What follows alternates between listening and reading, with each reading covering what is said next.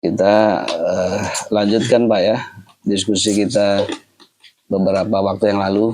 Ya. Jadi dari diskusi kita kemarin itu kita masih memantapkan kajian diskusi kita tentang Tuhan ya kan. Nah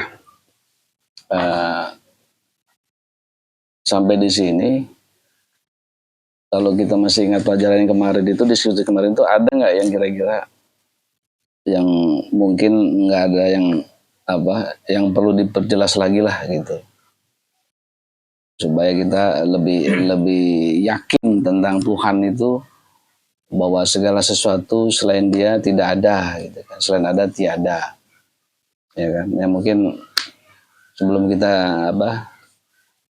bertambah pelajarannya, mungkin ada yang perlu ditanyakan ya, mungkin silakan Bapak kalau ada yang. Iya, kemarin kan di episode yang kedua kita bicara masalah tadi ketiadaan, bahwa kita adalah ketiadaan atau kita hanya bayang-bayang. Ya. Terus yang pada saat kita dalam berkarir berhasil, gitu kan? Iya. Berhasil. Nah, biasanya kan kita kalau berhasil tuh suka bangga dengan diri kita. Iya. Bangga apa saja, kebanggaan itu kan sebenarnya banyak. Kita membanggakan karir kita, terus jabatan kita kalau kita punya jabatan. Iya. Anak kita, itu semua jadi kebanggaan. Iya. Nah, di saat kebanggaan itu muncul, gitu kan dia sang ada itu kan jadi hilang. Maksudnya tersembunyi. Nah, sangat tersembunyi karena yang muncul adalah kebanggaan itu. Iya. Gitu. Nah, yang saya tanya tadi, maksudnya Tuhan tersembunyi itu gimana gitu? Itu aja Pak, makasih. Wah, ini menarik nih. Jadi berarti kajian kita kemarin disimak Pak ya, jadi pertanyaan ini muncul ya kan. Iya, jadi fitrah manusia itu memang punya karakteristik ego ya. Ego itu bawaan dari lahir ya. Ego itu nggak selalu negatif sebetulnya. Dia salah satu hal yang positif itu ya memberikan motivasi ya, untuk tampil, untuk berhasil, untuk meraih cita-cita dan seterusnya. Nah, tapi kadangkala ego juga bisa membunuh kita. Tadi contohnya, ketika keberhasilan itu sudah kita raih, akhirnya kita ingin show, ingin pamer, ingin kita ceritakan kepada kerabat, saudara, family bahwa ini saya berhasil nih gitu. Atau kita punya anak yang berhasil sekolah tinggi sampai doktor misalnya. Ya kita seringkali itu ingin membanggakan keberhasilan anak kita yang sukses dalam pendidikan, dalam prestasi pekerjaan, ya, dalam apapun lah kehidupan dunia ini. Hampir mayoritas kita muncul perasaan itu. Nah, pada saat orang kemudian memuji, itu tambah-tambah tuh kebanggaan kita. Sehingga di alam bawah sadar kita tertanam, ini karena saya yang membangun. Ini karena saya yang sungguh-sungguh mendidiknya. Dan seterusnya itu kan. Nah, unsur-unsur ego inilah yang kemudian menggunung sehingga menebalkan ego kita. Sehingga saat itulah pusat perhatian kita bukan lagi kepada yang maha hakiki, yang maha ada, yaitu Tuhan. Tetapi perhatian kita pada hal-hal yang membanggakan diri kita. Sehingga yang muncul adalah personal kita yang ingin di like, ingin dipuji gitu. Bahkan kita bikin status di Facebook juga, bikin status komen apa, besok kita lihat ada yang like nggak gitu kan. Nah, kita selalu punya kecenderungan ingin dilihat gitu.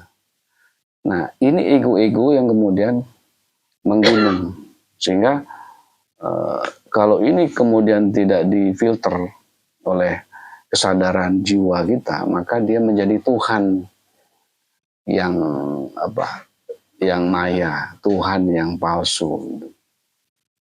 Cuma uniknya ini justru membuat dia semangat hidupnya. Padahal logikanya justru yang bikin semangat itu harusnya kesadaran kita akan Tuhan, kan gitu. Jadi saat kita membanggakan apa-apa yang kita banggakan tadi, maka sebetulnya kita telah, tanpa kita sadari ya, itu perhatian kita tidak lagi kepada Tuhan. Walaupun kita meyakini Tuhan itu ada, ya, bahwa ini pemberian dari Tuhan, kan selalu begitu alibi kita. Tapi faktanya, kita itu bersama apa yang kita banggakan, bukan bersama Tuhan. Faktanya, sehari-hari, detik demi detik, kita dekat dengan apa yang kita banggakan. Padahal kan dia maha dekat, dia sangat dekat dengan makhluknya, bahkan dekatnya itu lebih dekat dari urat leher, ya kan. Nah, di posisi kita justru kedekatannya kepada sesuatu yang kita pikirkan, sesuatu yang kita banggakan.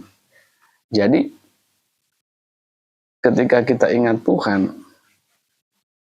ya itu jujur aja akan selalu didahului oleh ingat hal-hal yang selalu muncul dalam pikiran kita. Artinya gini, ketika kita jatuh dalam kehidupan di dunia ini, karir terpuruk ya, kita ingat Tuhan, itu kan. Ingat di sini sebetulnya di posisi kita butuh sandaran kan. Nah, tapi tidak dalam kesadaran penuh seandainya dia tidak jatuh. Gitu. Kan alangkah indahnya dalam kondisi dia masih settle ya, masih berjaya, selalu ingat Tuhannya gitu.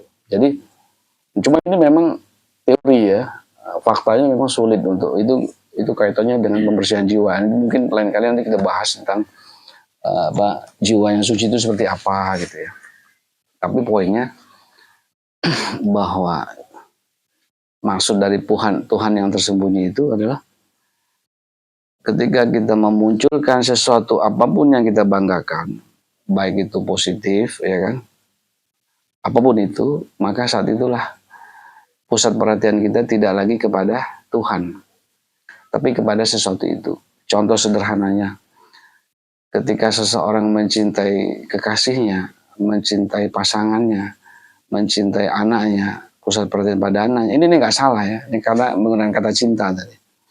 Maka seketika dia itu lenyap, karena yang muncul adalah sosok yang dia cintai itu. Sampai di sini bisa dipahami kan? Jadi ketika kita mencintai anak kita, maka diri kita hilang, kita tersembunyi. Yang muncul adalah anak kita. Buktinya apa? Buktinya kita dari subuh berangkat keluar rumah cari nafkah, dia naik motor ngebut, ya kan? Kita nggak pedulikan diri kita, karena dalam benak kita anak saya nomor satu, anak saya harus maju, anak saya harus dibiayai ekonominya kan, sehingga kedirian kita lenyap, itu kedirian kita hilang, tersembunyi. Yang nampak adalah sosok yang kita cintai, karena tidak ada dualitas dalam jiwa, tidak ada dua keberadaan dalam jiwa. Ketika pusat perhatian kita kepada sesuatu, maka dialah yang muncul, kita yang tersembunyi. Ketika kita beli motor baru, itu sepanjang hari yang kita pikirin motor. Naik motor, lecet nggak nih? Nah hari itu yang muncul motornya. Si pemilik motornya tersembunyi. Gitu. Jadi jiwa itu uniknya di situ. Tidak ada dualitas penampakan. Ketika A muncul, maka B, C nya hilang. Gitu, selalu begitu. Jadi yang disebut muncul, maka yang lain tenggelam atau tersembunyi. Dia menjadi pusat perhatian. Makanya ada ibarat, demi kekasih laut aku, seberangi gunung akanku daki. Ya kan? Itu penggambaran-penggambaran atau metamorfosa daripada jiwa, bahwa subjek yang kita pikirkan itu lebih nyata. Sehingga apapun kita lakukan. Sehingga maknanya kita tersembunyi, yang muncul adalah yang lain. Yang kita pikirkan itu. Ketika kita berorientasi ngejar karir, maka karir itu nyata. Dia nampak, dia muncul. Kitanya tersembunyi, makanya kita tersiasat untuk menuju tujuan itu supaya sukses. Dengan caranya seperti apa, kerjanya sungguh-sungguh, ya kan. Nah, jadi di titik ini, makna tersembunyi di situ maksudnya.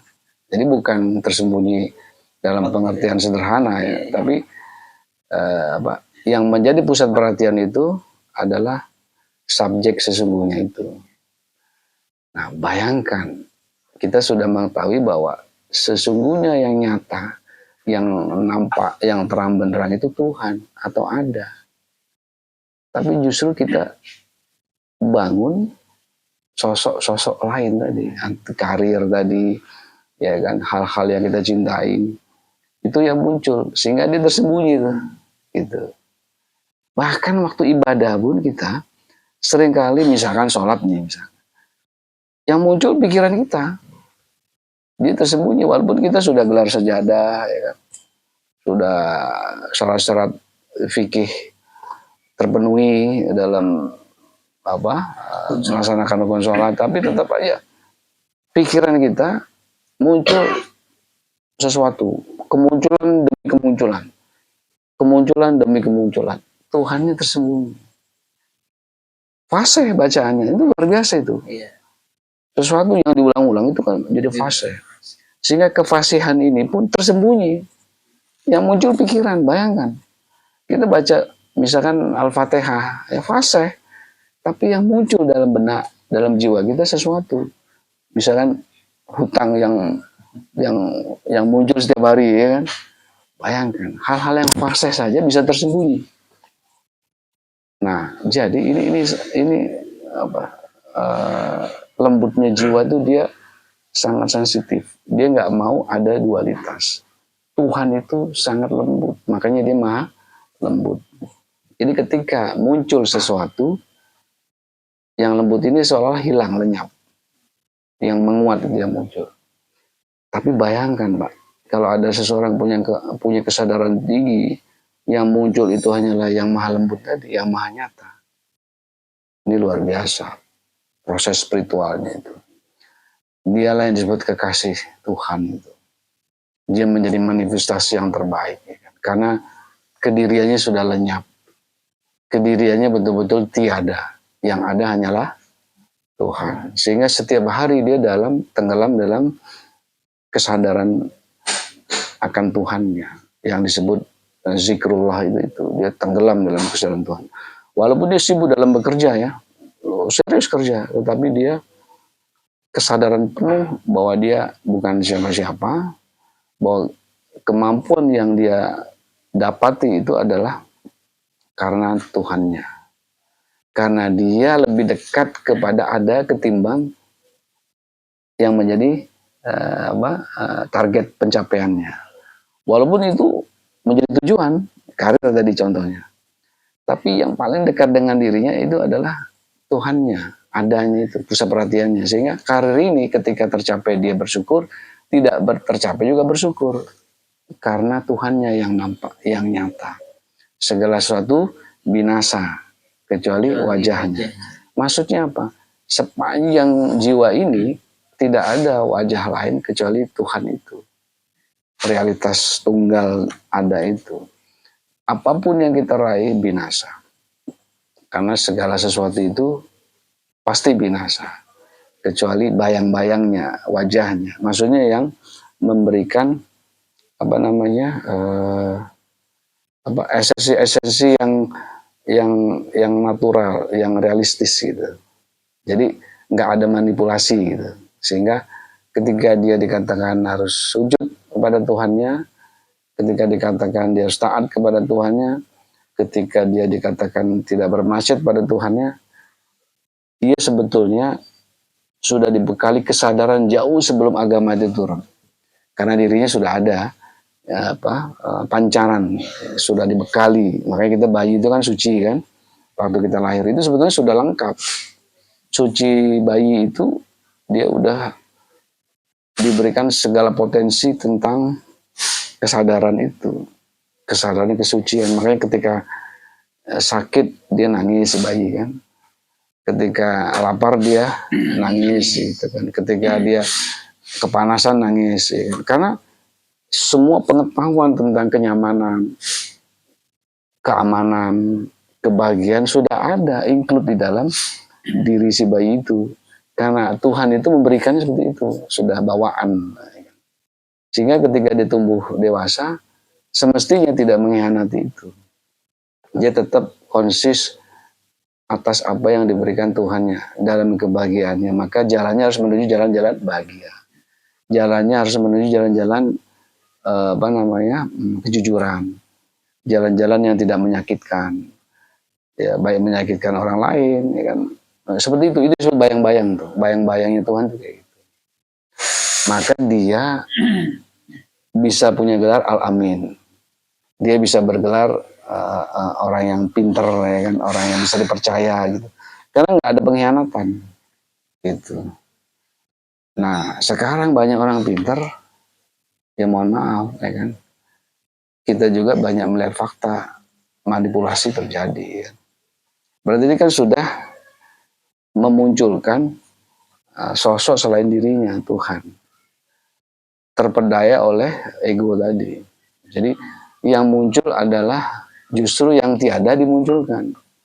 Yang ada, yang kekal, yang Tuhan itu tersembunyi. Gitu. Mungkin seperti itu kurang lebih Pak. Mungkin perlu ditambahin mungkin Pak. Mungkin kalau ada perenungan kali dilengkapin ya. Mungkin seperti itu. Jadi sederhananya mungkin begini. Dia itu maha lembut, ya kan? Maha lembut ini jangan sebatas dipahami sebagai sifat Tuhan yang maha lembut. Karena kalau dipahami sebatas nama sifat Tuhan yang maha lembut, dia hanya sampai di kata-kata aja. Nggak akan memberi efek kepada sesuatu. Mengapa Tuhan diberikan nama sifatnya maha lembut? Karena memang eksistensi dia itu lembut. Ya, maka baru dinamai lembut. Jadi lembut dulu baru diberi nama. Karena nama lembut itu untuk menunjuk bahwa ada yang lembut bener gitu. Dia maha pengasih karena dia ngasih dulu. Baru mendapat gelar sifat sebutan ya kan. Dan seterusnya seperti itu. Kalau sekarang ada namanya Muhammad. Tapi dia seperti Rasulullah enggak? Kan jauh. Ada namanya Hasan, ya kan? Hasan itu kan baik. Tapi pribadinya maaf ya. Jadi ini namanya cuma tempelan, cuma konsep. Makanya ketika seseorang diberi nama-nama yang indah tadi, Hasan, ya kan, Latifah, ya kan, Rohimah, itu kan namanya bagus-bagus. Harusnya itu kan doa. Jadi orang tua ngasih nama itu Pak, itu doa. Nama kita itu doa. Harusnya anak kita ya kalau namanya Rohimah ya harus rahim jiwanya. Jadi orang ketemu si Rohimah itu berasa dapat sejuk ya kasih sayang gitu. Sehingga sesuai dengan namanya. Nah itu jadi kalau nama saja diagungkan ya kan, maka dia mengandung sakral karena dia menuju ada sesuatu yang hakiki. Yang itu semua manusia punya. Rahmannya ada, rahimnya ada, kelembutannya ada, keperkasaannya ada, ya kan. Jadi segala sesuatu, sifat-sifat agung, sifat-sifat ilahiyah itu tertanam, terinstal dalam jiwa manusia, siapapun anak manusia itu. Nah, cuman memang perjalanan itulah ya, lingkungan, pendidikan membuat kita distorsi jauh. Sehingga seolah-olah kita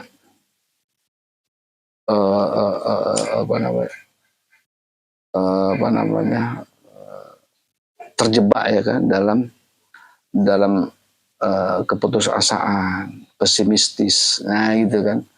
Kemudian membandingkan dirinya dengan orang lain ya kan. Terus akhirnya ujung-ujungnya kok hidup ini nggak adil, nah kayak gitu-gitu. Nyalain Tuhan. Nah jadi apa, kanker jiwa itu.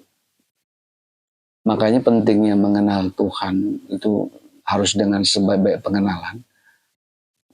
Kesadaran kita harus sampai pada titik Tuhan yang kita sembah ini bukan Tuhan yang konsep, bukan Tuhan dalam pikiran. Kita bisa uji begini, misalkan di suatu tempat kita sendirian ya, bila perlu kita sesekali kita hiking ya kan, atau healing di tempat-tempat yang sepi, sunyi, senyap ya kan, bila perlu kuburan mungkin Pak.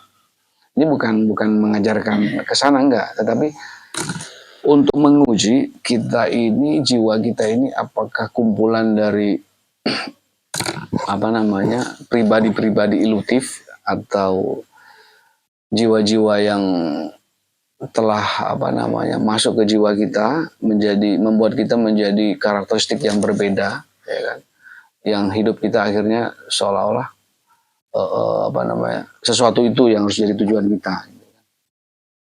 Jadi ketika dalam kesendirian, misalkan nih malam-malam sendirian, kita bisa uji kita dekat sama siapa. Yang paling dekat kan Tuhan. Kita uji diri kita dalam kesepian yang mencekam ya kan, yang dingin, yang gelap gulita. Ketika kita ada perasaan merinding, tengok kiri, tengok kanan ya kan, itu menandakan jiwa kita sudah terpenuhi faktor-faktor ilutif tadi, sosok-sosok itu. Dari kecil kita kan awas ada hantu, jangan ya kan, itu masuk ke dalam jiwa. Itu jangan kira itu nggak nempel Pak, susah hilang. Film ini horor, situ ada pocong, ini ada kuntilanak, itu tertanam di masa kecil. Sehingga ketika dalam kesedihan yang muncul itu Pak, bukan Tuhannya. Sehingga wah takut. Pada titik tertentu orang bisa kesurupan. Kesurupan itu faktor jiwa. Karena jiwanya sudah masuk sosok-sosok yang lain. Ya, yang tidak ada diada-adain. Makanya di sini pentingnya pendidikan yang benar. Bahwa hantu itu nggak ada. Nah, tapi harus ada argumentasinya. Supaya orang sudah tidak ada lagi hantu. Nah, ini argumentasinya harus kuat. Ya, disinilah peran intelektual, disinilah akal digunakan maksimal, sehingga diri ini bisa bersih pelan-pelan. Oh ternyata nggak ada apa-apa, cuman dingin aja angin. Nah, jadi lebih logis. Ketika itu cuman nyamuk, ya kan, bukan nggak ada yang nyolek, nah gitu, karena nyamuk. Nah, tapi kalau ini nggak diuji, nggak berani menguji, ini persoalan. Jadi kita harus tes kedekatan kita sesungguhnya itu kepada siapa. Walaupun kita tahu secara tekstual, secara konsep, secara agama, doktrin kecil bahwa Tuhan itu yang maha dekat. Tapi kita tes diri kita, yang paling dekat dengan kita siapa? Jangan-jangan pocong ya, jangan-jangan serem merinding nih. Nah, itu. Tidak sebatas bahasa aja. Iya, mic-nya Pak, biar. Berarti kita merasa udah kan. Kita merasa dekat dengan Tuhan baru sebatas ucapan doang. Harus diuji. Iya. Tanpa ada ujian. Iya betul. Baru merasa. Iya merasa. Merasa dekat. Betul. Sehingga ketika kita ada masalah itu yang lebih dekat. Ya kan? Ketika dapat rezeki nomplok itu lebih dekat. Besok kita ke mall belanja mak, ya kan? Tuhannya hilang. Hilang. Karena itu lebih dekat. Ketika ada masalah dikejar utang misalkan, bilangin bapaknya belum pulang ya kan, menghantui itu, ya itu hantu itu, hantu menjadi Tuhan dulu suka begitu tuh. hantu Tuhan dibaca, betul. Nah itu kita tes. Jadi yang tersembunyi itu harusnya ketiadaan dari yang lain, sesuatu itu. Yang harus nampak adalah Tuhan. Maka ini kita uji jiwa kita. Benar nggak Tuhan itu yang nampak dalam jiwa kita? Kalau itu sudah sampai, Pak, ya kita akan menemukan diri kita yang dulu, yang suci, yang lembut, yang rahim, yang rahman, yang perkasa, yang goni, yang kaya, ya, yang penuh rasa syukur itu muncul. Jadi ini disebut hidayah gitu. Jadi karena sudah ada hidayah itu dari dalam, tinggal kita pantik aja. Nah, dalam kehidupan era sekarang, abad 22 seperti ini, memang serangan budaya asing itu sangat kuat. Jangan dikira kita yang nggak diperangi, kita diperangi oleh budaya-budaya hantu tadi. Iming-iming, target-target. Seseorang itu hari ini harus punya gelar sarjana, kalau enggak anak menjadi sampah masyarakat, itu doktrin. Ya artinya di kausalitas tertentu pendidikan penting ya kan. Tapi apakah itu segalanya gitu kan? Apakah nggak ada yang lain? Bagaimana orang yang termarginalkan, yang nggak pernah bisa makan bangku ya kan karena ekonomi kan? Apakah dia nggak bisa mengenal Tuhannya ya kan gitu? Jadi akhirnya serangan asing ini nggak pernah berhenti 24 jam Pak, siang malam. Apalagi gadget kita ya kan, TikTok kan, ya kan, media sosial itu masuk Pak, sehingga makin tersembunyi Tuhannya. Lalu saat kita terdesak nggak mampu survive, kita gelar sejadah, sholat, minta ya Allah tolong saya dari ini. Jadi posisi Tuhan itu soal posisi menjadi apa ya, simsalabim gitu, soalnya supaya membebaskan dia dari kesulitan. Di level itu ya memang dianjurkan untuk berdoa supaya untuk membangkitkan potensi lagi. Tapi yang paling penting kita harus dudukkan persoalan dia yang maha suci, dia yang agung. Keagungannya itu bukan nama, tetapi hakikat dia itu memang agung. Hakikat dia itu memang kaya. Hakikat dia itu memang suci. Hakikat dia itu abadi, kekal. Dia sangat substantif gitu. Maka kenapa kita bergantung pada selain dia yang lain? Kok dia yang malah kita sembunyikan? Gitu. Mungkin seperti itu Pak ya. Berarti Tuhan yang tersembunyi ini dalam artian apapun yang ada di diri seseorang tersebut, ketika itu negatif maupun positif, iya, bisa saja menyembunyikan Tuhan. Bisa. Gitu kan? Bisa. Artinya ketika kita misalnya gini, kita ambil contoh misalnya, seseorang melakukan perbuatan yang tidak baik, misalnya mencuri, ini kan perbuatan negatif nih. Iya. Tuhan bisa tersembunyi dari perbuatan itu. Iya. Begitu juga ketika kita misalnya membantu orang. Ini kan perbuatan positif. Iya. Tuhan pun bisa tersembunyi. Tersembunyinya maksudnya mungkin ketika kita berbuat positif, membantu orang, kita bangga dengan membantu orang tersebut. Iya. Begitu juga tadi ketika misalnya seseorang mencuri, Tuhannya tersembunyi dari perbuatan mencurinya kita itu, seseorang tersebut itu. Iya, betul. Artinya mungkin agar seseorang bisa kesadarannya itu penuh mengenai Tuhan dan Tuhan yang selalu tampak, berarti segala sesuatu apapun itu tidak menjadi pusat perhatian kita. Persis, benar itu. Walaupun itu memang kita kita upayakan kan, sesuatu itu yang positif tadi kan, menjadi orang baik, beramal soleh itu kan yang dianjurkan oleh agama, yang diajarkan agama, itu harus dicapai. Tapi itu lagi-lagi bukan pusat perhatian. Walaupun ada dalil-dalil yang mengatakan seseorang itu yang dicatat amalnya, pahalanya. Dalam kajian kita itu mah sudah niscaya, ya kan? Kita tidak membahas itu pembahasan bab lain. Tapi kesadaran yang paling penting adalah kita berbuat sesuatu bukan karena pahala, tapi kita memang diciptakan untuk berbuat baik. Gitu. Jadi bukan yang kita upayakan untuk dari nggak ada menjadi ada. Tuhan itu tidak bisa menciptakan yang tiada. Karena dirinya ada. Maka karena dia ada, dia menciptakan yang ada. Apa yang diciptakan?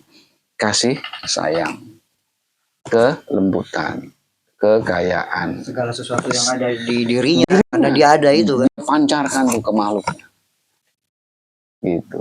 Dia bersuara, kita bersuara. Tapi bukan bersuara seperti kita ngomong, enggak. Tapi Tuhan itu setiap detik ya bersuara ke batin kita. Nah, kita makhluknya pun bisa ngomong, bersuara juga. Ini semua pemberian. Tuhan Maha mendengar. Dititipkan, dimanifestasikan, ditumpahkan, dicerminkan, dipantulkan kepada makhluknya punya pendengaran, ya kan? Jadi Tuhan itu Maha mendengar, makanya nggak ada yang tersembunyi. Semua terdengar gitu. Tapi maknanya bukan terdengar suara ya, tapi hal-hal yang meliputi segala sesuatu terdengar, ya kan? Cuma digambarkan suara. Ya. Jadi dengar itu seolah di frekuensi suara. Ya. Suara itu materi sebetulnya kan, gelombang kan. Dia Maha melihat, dipancarkan juga dirinya itu kepada makhluknya. Diadakan juga ke makhluknya. Jadi dia tidak bisa menciptakan sesuatu yang tiada. Karena dirinya ada, maka yang diciptakan pasti ada. Ini poin penting, Mbak. Jadi kalau Tuhan tuh bisa menciptakan sesuatu, saya berani katakan, dia hanya menciptakan yang ada pada dirinya. Karena yang ada dirinya, gitu. Jadi kita nggak perlu mengada-ngada gitu loh maksudnya. Seadanya aja. Seadanya itu asik loh seadanya. Kayak gini nih Seadanya gitu. Gitu. Iya kan? Gak perlu diadakan ya. Iya, jadi tadi kembali ke tadi yang Pak Teguh nyatakan bahwa ketika orang melakukan korupsi, mencuri, ya kan? Yang negatif. Yang negatif itu Tuhan itu sembunyi. Karena memang pusat perhatian dia bagaimana dia sukses dalam mencuri, dalam korupsi kan. Tuhannya tidak ada, ya kan? ya, makanya kita nggak heran ada orang rajin sholat tapi dia mencuri, betul, tapi dia korupsi, iya, karena Tuhannya tersembunyi. Gitu. Jadi bukan Tuhan yang menyembunyikan diri, kitanya yang menyembunyikan dia. Menyembunyikan dia gitu. Dari apa? Dari sesuatu yang kita munculkan tadi. Makanya nggak aneh orang sholat tapi korupsi. Nggak aneh. Karena tadi kekentalan dirinya harusnya kepada Tuhannya, tetapi ini kepada sesuatu. Nah sekarang gini Pak, pertanyaannya, kan yang tidak ada itu kan selama ini selalu kita ada-adakan, Iya. gitu kan? Iya. Nah bagaimana supaya kita tuh meniadakan yang tidak ada? Iya. Karena saya pernah dengar ada istilah begini,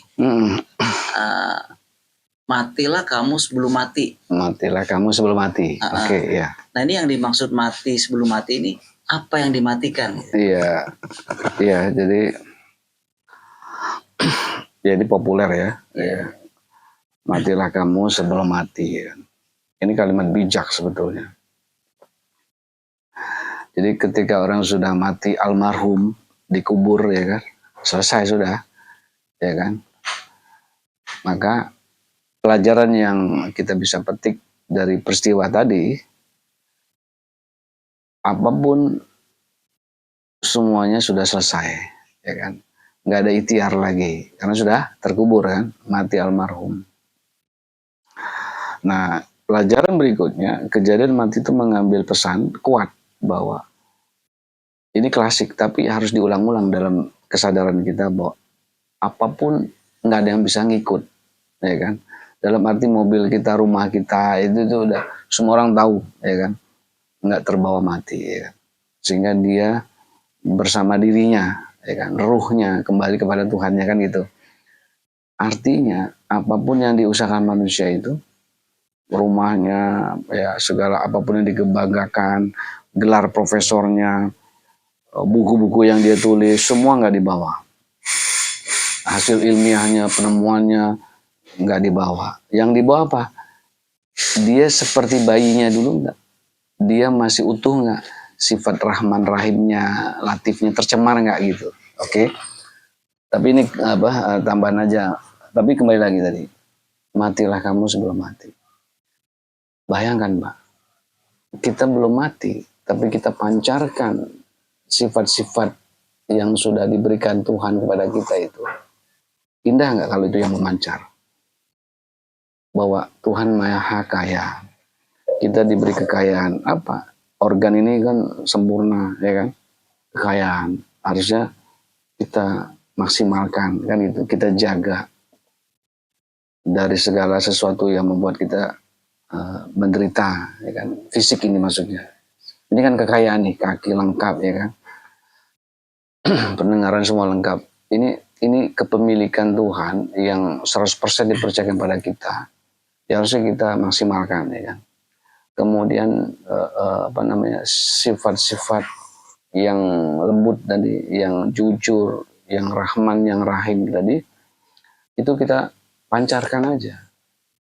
Nah kalau itu kita lakukan, yang bawaan lahir tadi, sifat-sifat ilahiyah tadi kita pancarkan, maka itu sebenarnya mati, Pak. Mati dalam arti kita hidup, karena itu kan bisa dinikmati perbuatan baik kita oleh orang lain kan, bermanfaat buat sesama kan. Itu bisa terasa manfaatnya oleh masyarakat. Oh Bapak ini baik loh, Bapak ini ringan tangan gitu kan. Artinya ketika dia masih hidup saja, dia sudah meniadakan keakuannya, ya kan? Ya tadi kembali lagi kepada awalan tadi. Ya, kan maksudnya gini. Tadi kan kita sering munculin nih tadi rasa kebanggaan, rasa cinta kepada yang lain selain Tuhan. Iya. Nah, berarti kan kita harus bukan dari apakah itu yang harus kita matikan? Iya. Itu kan? Iya. Ya, jadi yang tidak ada gitu kan? Iya, yang betul. tidak ada ego misalnya. Ego kan? dimatikan. Ego kita matikan. Iya. Apakah itu yang dimaksud mati sebelum mati gitu? Betul. Itu kan salah satu pesan yang selalu diulang-ulang oleh ajaran-ajaran langit ya. Matikan egomu, sifat iri, dengki, ya kan, kemunafikan. Karena itu nggak pernah diberikan oleh bawaan lahir. Ya kan? Artinya Tuhan memberikan kelengkapan kita itu sifat-sifat dirinya kan. Kenapa kita hidupkan yang tadi, ego tadi, iri dengki itu harus dimatikan. Itu sebetulnya sederhana itu. Cuman yang tidak sederhana adalah bagaimana meniadakan yang tiada tadi. Iri dengki itu kan nggak ada. Iya. Cuman kan diada-adain. Ada kan. Dibangun ya kan. Iya. Nah sekarang bagaimana meniadakan itu? Mematikan itu. Mematikan. Secara teori bisa diomongin, bisa dibicarakan. Iya, secara teori. Pelaksananya itu seumur hidup, Pak. Iya. Yang disebut penyucian jiwa. Nah treatmentnya adalah tadi, setiap kita melakukan sesuatu, kita harus sadari bahwa ini dalam kesadaran 100% Tuhan melihat. Ada itulah melihat. Makanya kemarin-kemarin kita mungkin ngasih clue meletakkan gelas itu harusnya nggak gubrak gitu kan. Itu sebetulnya dia sedang melihat Tuhannya. Lembut, makan juga nggak gitu kan. Harus dicerna pelan-pelan ya. Mungkin sampai 30 kunyahan dalam satu suap. Itu tanda-tanda orang yang sedang meniadakan dirinya. Karena dia sedang penuh kesadarannya kepada Tuhannya. Gitu. Sehingga ketika ditelan itu enggak memberatkan pencernaan, ya kan, karena sudah dikunyah kemudian bercampur dengan air liur yang dimana enzim itu membantu pencernaan kita kan. Nah itu kan kearifan. Jadi dan ini kan perlu latihan, perlu syariat istilahnya, perlu syair wasuluk kalau agama gitu. Jadi itu ikhtiar atau treatment atau pendidikan yang nggak pernah berhenti sampai mati untuk meniadakan ketiadaan, iri, dengki, fasik, ya, munafik, apalagi banyak kan. Itu kita list saja Pak. Saya sang munafik. Wah, kita serang diri kita ini. Saya yang fasik. Saya yang zalim gitu kan. setiap kita berbuat kebaikan nih, buru-buru kita ingat Tuhan bahwa yang berbuat tadi bukan saya. Itu sederhana itu. Gitu. Iya, jadi itu kan kalau dari sisi-sisi negatif ya. Iya, Kalau iya. misalnya kita menghilangkan rasa yang ada di dalam diri kita, kayak Iya, misalnya iya. sifat-sifat yang ada di dalam diri kita. Dalam artian kayak misalnya sifat munafik tadi, iri, dengki, Iya, iya. sombong dan Iya, lain-lain. iya. Ini kan yang negatif. Iya. Nah, sedangkan ada di dalam diri kita itu sifat-sifat kasih sayang tadi, Iya, iya. kelembutan, ya Iya, kan? iya. Kebaikan, cinta dan Cinta. lain-lain. Itu kan sikap-sikapnya Iya, Tuhan, iya, sifat-sifatnya Tuhan ya. Iya, iya. Nah, ya berarti untuk menghilangkan rasa itu, artinya gini, yang ingin saya tekankan, sifat-sifat positif ini yang merupakan sifat-sifat Tuhan, untuk mematikan, walaupun ini positif ya, Iya. mematikan ini berarti ketika kita berbuat baik kan, kita harus langsung kita sadar bahwa ini adalah Kita disebutkan kepada Tuhan. Iya. Nah, berarti ketika kita berbuat kebaikan, berarti ini adalah kebaikan Tuhan. Iya. Kita misalnya menyayangi seseorang, berarti ini sayangnya Tuhan. Betul, betul. Sebetulnya seperti ibu kita, ketika dia memberi kasih sayang kan tanpa pamrih. Tuhan berbuat itu tanpa pamrih. Ketika kita berbuat baik tanpa pamrih. Nah, jangan sampai muncul begini, kita berbuat baik nih, berbagi-bagi sedekah. Kita masih nunggu-nunggu ada orang yang muji. Itu hati kecil muncul itu, entah 0,0 sekian persen. Kadang-kadang kalau nggak ada orang muji, kita nggak kuat. Kita ngomong diri. Itu. Ya kan? Iya. Iya. Itu Pak, itu kita harus fair tuh. Cermin itu ditujukan ke kita. Wah, nah itu harus istighfar.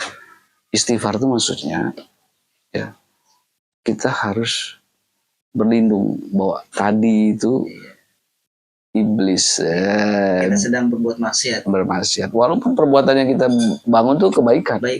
Tapi di sini merindukan pujian atas perbuatan baik kita kepada orang lain, maka itu bisikan. Maka yang paling dekat dengan kita faktanya ya itu bisikan ketimbang Tuhan. Setiap detik bisikan muncul. Nah itu yang kemudian dibilang iblis. Diri kita ini wahananya tuh pintu ini, jiwa ini nggak ada pintunya Pak. Jadi karena nggak ada pintunya apa aja bisa masuk. Bisikan itu jumlahnya itu kalau internet tuh kuotanya itu nggak bisa habis. Berapa giga? Wah, bisikan tuh. Misalkan ketika seorang penjahit misalkan kan, ketika jahitannya bagus, pastikan gimana Pak? Oh bagus Pak, muncul. Begitu, ya kan? Itu apa ya? Itu yang nggak ada diada-adain. Padahal ya kalau dia memang seorang penjahit yang ya harus kerja bagus. Iya, itu memang tugas dia. Tugas dia, nggak perlu harapan pujian, ya kan? Ya terus lalu kemudian dikasih tips, oh Pak nggak usah kembaliannya Pak buat Bapak aja. Ya Allah, ya kan, bersyukur. Tapi hatinya berharap pengen ada yang begitu lagi. Iya. Besok, kayak gitu. Ini olah batin, olah jiwa. Itu urusannya kita dengan siapa? Dengan diri kita. Ramai banget Pak. Ramai dalam kesendirian. Dalam kesendirian. Sepi dalam. Karena bisikan itu nggak udah. Bahkan di titik tertentu sampai tidur pun ke bawah mimpi. Mimpi juga bisikan. Nah, disinilah ukuran jiwa seseorang itu, mutmainahnya di situ kita bisa lihat. Kalau tidurnya pules ngorok, mutmainah itu nggak ada bisikan. Jiwa yang tenang. Sampai ada suara lagi. Nah, itu bisikan itu sangat lembut. Maksudnya lembut itu bukan karena tadi sudah karena kita diciptakan dari yang maha lembut. Kalau lembut itu kan disentuh aja, tepung yang lembut disentuh buyar kan. Iya, tapi lebih lembut dari tepung. Jadi bisa apa saja. Bisikan sedikit. Dengar orang jauh, kita pengen orang itu muji saya, muncul lagi. Ini luar biasa. Bisa nggak kita mati sebelum mati? Nah tadi ini persoalan yang nggak mudah. bisa diomongin, bisa jadi ilmu. Seperti ini kan kita ilmu ya, tapi kembali lagi masing-masing proses Latihan dan penyucian jiwa. latihan. Makanya ini keunikan penciptaan. Kita harus bergerak, Pak. Bergerak terus. Karena saya yang sekarang harus lebih baik dari saya yang kemarin, kan gitu. Iya. Itu maksudnya bergerak tuh. Supaya tadi saya minta pujian harus hilangkan nih, bergerak terus. Bergerak terus sampai pada gerakan itu titiknya apa? Putaran itu kalau bergerak itu pas pecah istilahnya gitu, Pak. Nggak ada sesuatu. Sehingga ketika diidentifikasi nggak ada. Nah, jadi ya nggak ada, yang ada hanya Tuhan itu gitu. Realitas diri itu seperti itu. Sehingga ketika kita kembali kepada Tuhan, ya kembali kepada Tuhan tuh maksud yang ada cuma Tuhan. Itu kembali pada Tuhan tuh maksudnya yang ada cuma Tuhan. Identitas jiwa kita tidak ada. Yang ada cuma Tuhan. Dari Tuhan, dari yang ada kembali yang ada. Gitu. Nah, ini apa namanya?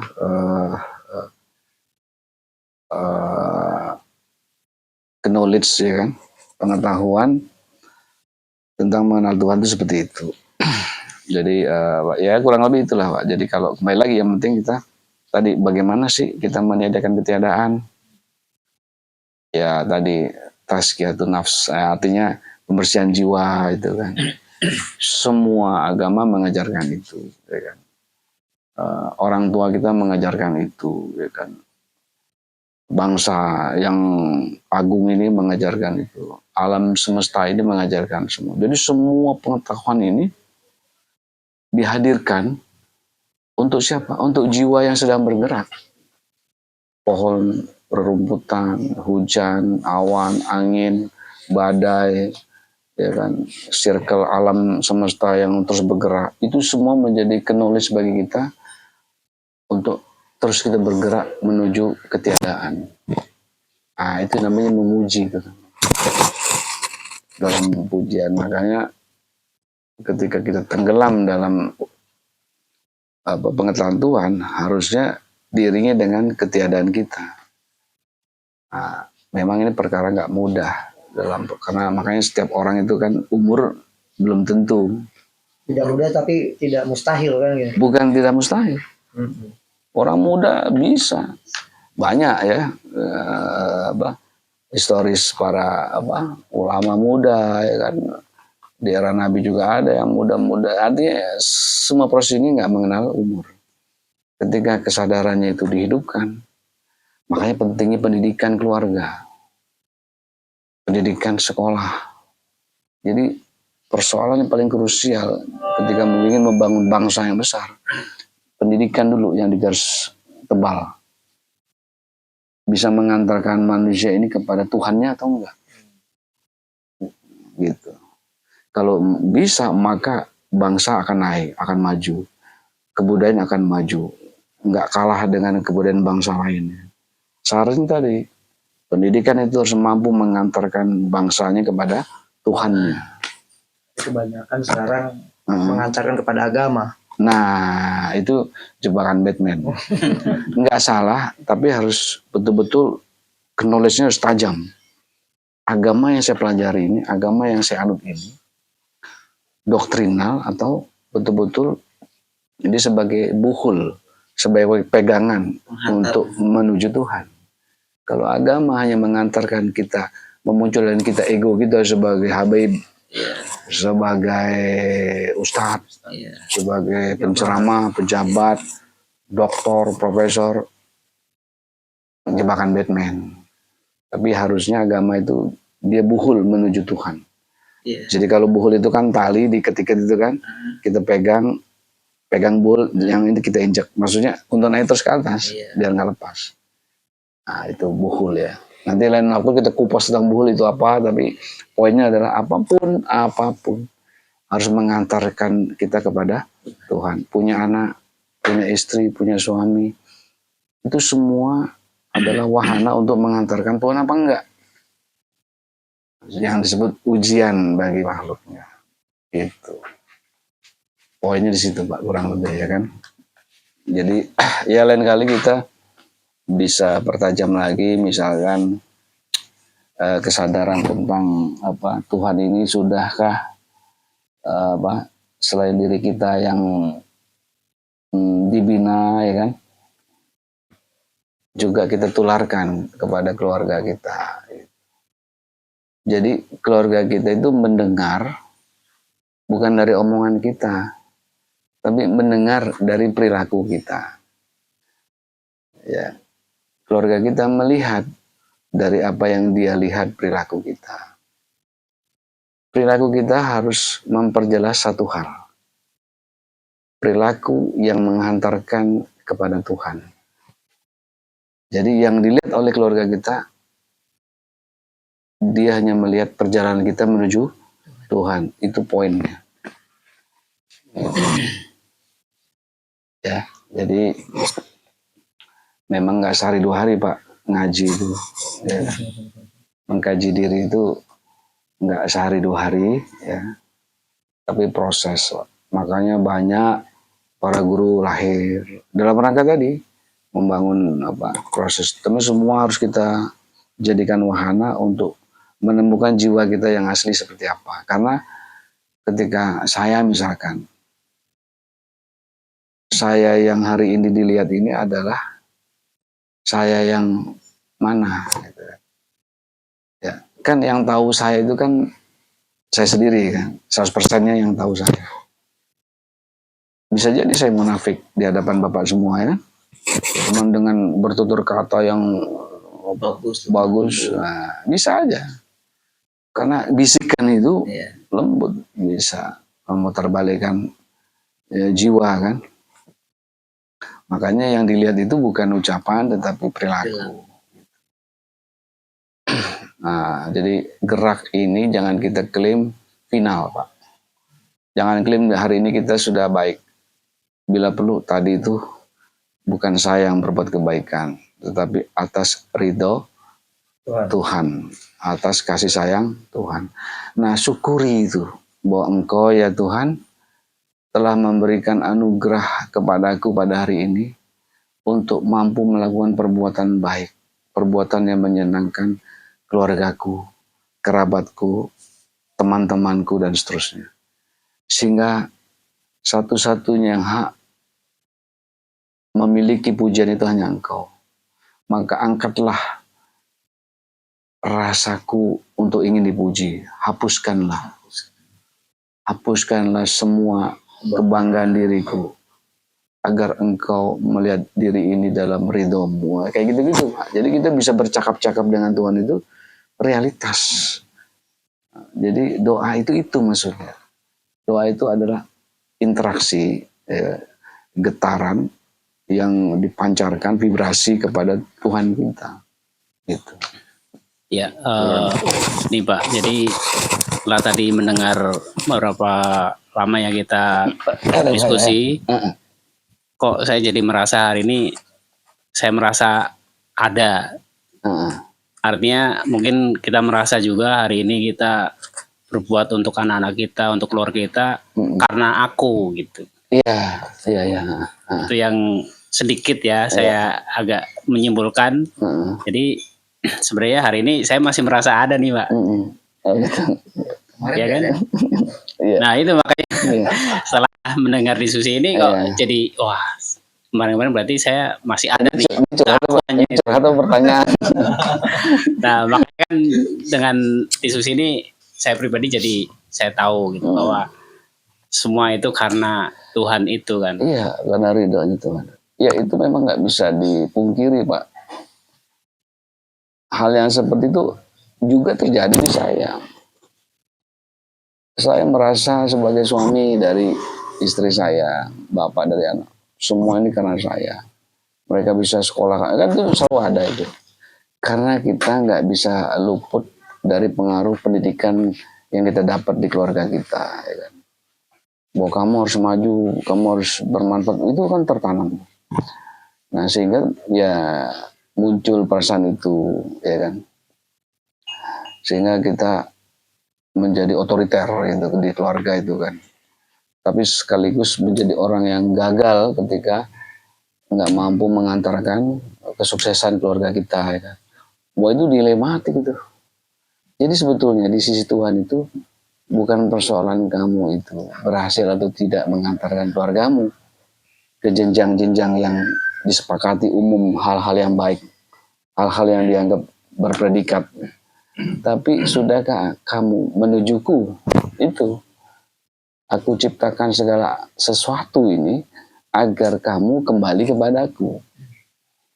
Gitu. Jadi semua kehadirat alam ini dihadirkan, bayangkan itu. Semua boleh dibilang unlimited lah, diberikan, nggak ada tepiannya kan. Ada batasan. Itu cuma satu poinnya, dia kembali nggak kepadaku. Jadi kalau kita analogikan pakai percintaan, yang kan paling mudah itu. Kita itu kan ingin memberi segala sesuatu kepada kekasih kita, supaya dia perhatiannya ke kita. Itu kurang lebih kayak gitu. Nah, tapi di pelajaran ini justru mengingatkan kita ke titik itu, agar apapun yang kita perbuat membawa kita kepada Tuhan. Jadi ini baik kalau memang hasil pendidikan saya, anak saya maju, ya bersyukur. Kalau kemudian gagal, kemudian juga kita harus bersyukur dalam artian bahwa kita tidak menyalahkan dia, ya, tidak marah-marah, tidak juga, semua kita kembali kepada Tuhan. Tapi catatannya adalah itu semua melakukannya karena kesadaran penuh bahwa ini karena ridhonya, karena kehadirannya dia. Tanpa dia yang hadir, nggak ada dongeng, nggak ada cerita.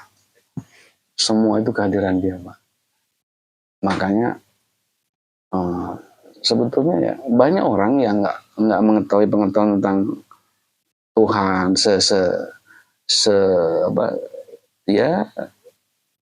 sepahaman kita ini. Tapi dia lempeng aja pribadinya, ya, dicintai banyak orang. Nggak macem-macem, nggak neko-neko. Kayak apa adanya itu. Jadi Tuhan itu karena dia sangat terang benderang, sangat nyata, maka dikenal oleh seluruh makhluknya. Mau dia gelar profesor maupun yang tidak bergelar, dia sangat dikenali oleh makhluknya namanya manusia. Jadi dia nggak perlu memperkenalkan diri, saya Tuhanmu, ya nggak perlu. Tapi dalam literasi agama dijelaskan, Qul huwallahu ahad. Tetapi sebetulnya itu adalah pengulangan, mengingatkan bahwa tanpa diingatkan pun manusia itu sejatinya Pak, kalau digunakan akalnya, dia mengenal Tuhannya lebih daripada mengenal dirinya. Makin kita ingin mengenal diri, makin gak ketemu diri kita. Yang muncul Tuhannya. Coba ada lakukan itu. Makin kita melakukan perenungan, saya ini siapa, nggak ketemu. Karena kita cuman bayang. Yang analogi materi kemarin ini, detik ini, detik yang lalu bukan detik yang ini, kan, bergerak terus. Karena makin kita tafakuri, tadaburi, ya kan, tabayun, semua menunjukkan dirinya yang nampak. Tapi peradaban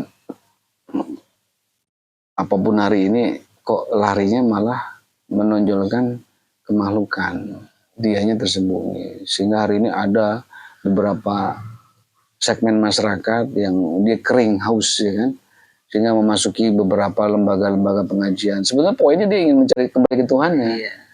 Sehingga diundanglah Ustadz A, Ustadz B, penceramah A, penceramah B, guru A, guru B, kan. Kajian, ya. Semua poinnya satu, mencari Tuhan. Termasuk kita. Ya. Ya masing-masing kita punya perjalanan masing-masing, kan. Tapi sebetulnya poinnya adalah mencari Tuhannya. Nah, sebetulnya dia yang terang benderang itulah yang membimbing kita. Yang penting kita selalu, karena gini, berbuat baik itu perlu nggak rekayasa? Tidak. Natural kan? Nggak perlu tindakan yang perlu akademisi gitu loh. Perlu ilmiahnya, ya kan, berbuat, memberikan cinta kasih kepada tetangga, perlu nggak kita minta saran dulu, Ustadz, gimana caranya kita berbuat baik supaya menyenangkan tetangga? Kan nggak perlu, semua sudah ada. Nah tinggal itu kita hidupkan, kita matikan ego kita hidupkan itu. Udah. Nah itu, dia terang benderang, maka manifestasinya harus terang benderang. Jangan ditutup, jangan dimunculkan sesuatu selain dirinya. Jadi setiap apapun, makanya kita diberikan akal, ya. Artinya posisi akal itu seolah tinggi di atas jiwa, ya kan? Dia menerangi kan. Bukan otak ya, akal bukan otak, tapi dia hikmah yang termanifestasi kepada makhluk yang namanya manusia itu, agar manusia jiwanya itu selalu dalam penglihatan yang apa adanya, penglihatan yang realitas tunggal. Itu fungsi akal gitu. Nah, berarti ada realitas yang jamak, ya kan? Padahal bukan realitas. Nah, tunggal itu meniscayakan memancar jamak. Cahaya kan tuh jamak, tapi tunggal. Nah, akal itu mampu menyodor. Manusia itu, keagungan manusia itu situ. Kalau manusia bersama akal, akal dalam pengertian bukan otak ya, bukan pikiran, tetapi cahaya, ya, kebenaran, maka dia jalannya itu selamat gitu. Walaupun banyak orang membenci, nggak suka, ya kita nggak ngefek, karena perjalanan kita menuju Tuhan. Poinnya itu. Bapak kaya, bapak miskin, ujung-ujungnya kembali nggak ke Tuhan. Bapak dermawan, bapak kikir, ujung-ujungnya kembali nggak kepada Tuhan. Bapak punya istri satu, tidak punya istri, punya istri banyak, membawa nggak kita kepada Tuhan? Nah gitu. Jadi kejamaan ini diadakan supaya tunggal, maksudnya kembali kepada